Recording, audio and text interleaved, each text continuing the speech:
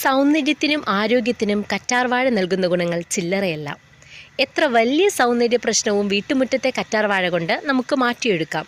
അതുകൊണ്ട് തന്നെ കറ്റാർവാഴയുടെ ഗുണങ്ങൾ പണ്ടുകാലം മുതൽ തന്നെ പ്രശസ്തമാണ്. എത്ര തന്നെ പരിചിതമാണെങ്കിലും കറ്റാർവാഴയുടെ ചില ഉപയോഗരീതികൾ പലർക്കും അറിയില്ല. നിങ്ങളുടെ സൗന്ദര്യം മെച്ചപ്പെടുത്തുന്നതിനും ആരോഗ്യ പ്രശ്നങ്ങൾ മാറ്റുന്നതിനും വിശ്വസിച്ച് ഉപയോഗിക്കാവുന്ന ഒന്നാണ് കറ്റാർവാഴ. കറ്റാർവാഴ ജെല്ലിൻ്റെ ഏറ്റവും പ്രധാനപ്പെട്ട 7 ഉപയോഗങ്ങൾ ഏതെല്ലാമെന്ന് നമുക്ക് നോക്കാം. കണ്ണിനടിയിലെ കറുപ്പ് നിറം മാറാൻ. മുഖത്തിൻ്റെ ഭംഗി മുഴുവൻ ഇല്ലാതാക്കുന്ന ഒന്നാണ് കണ്ണിനടിയിലെ കറുപ്പ് നിറം.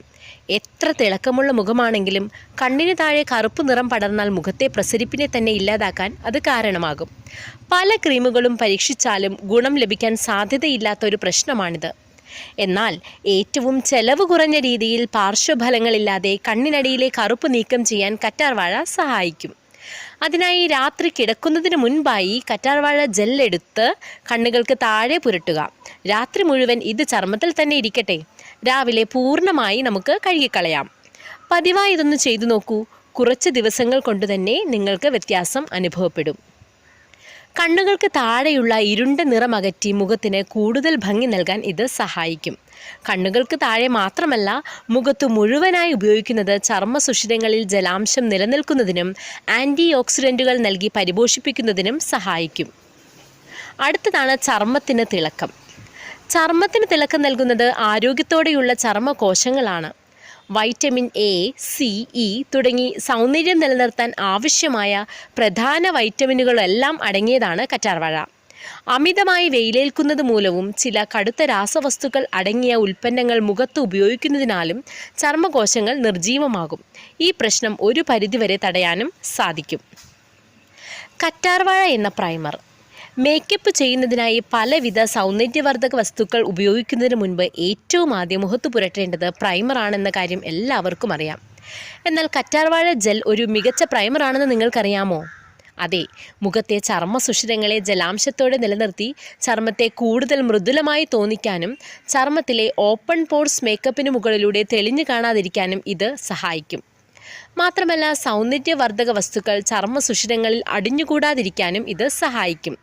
അതിനാൽ ഇനി മുതൽ ഫൗണ്ടേഷൻ അല്ലെങ്കിൽ മറ്റു ക്രീമുകൾ എന്നിവ ഉപയോഗിക്കുമ്പോൾ കറ്റാർവാഴ ജെൽ മികച്ച പ്രൈമറായി ഉപയോഗിച്ചോളൂ. അടുത്തതാണ് ആഫ്റ്റർ ഷേവ് ജെൽ. മികച്ച ആഫ്റ്റർ ഷേവായി ഉപയോഗിക്കാവുന്ന ഒന്നാണ് കറ്റാർവാഴ ജെല്ല്. ഷേവ് ചെയ്ത ശേഷമോ അല്ലെങ്കിൽ വാക്സിംഗ് നടത്തിയ ശേഷമോ ചർമ്മത്തിൽ കറ്റാർവാഴ ജെൽ ഉപയോഗിക്കാവുന്നതാണ്.